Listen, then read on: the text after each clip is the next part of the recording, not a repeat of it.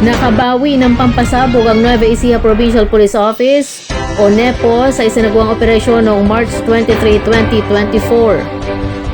Sa report ng pulisya, isang 57 anyos na concerned citizen mula sa barangay Mambangnan, San Leonardo, Nueva Ecija ang voluntaryong nagsuko ng dalawang military explosives sa mga otoridad.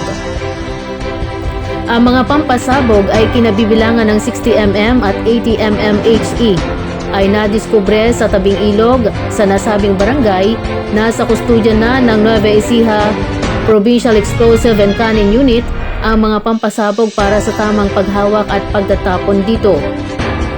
Sinabi ni Police Colonel Richard V. Caballero, ang Provincial Director, na ang pagsuko na ito ay binibigyang diin ang kahalagahan ng pagtutulungan ng komunidad sa pagtiyak ng kaligtasan at seguridad ng publiko.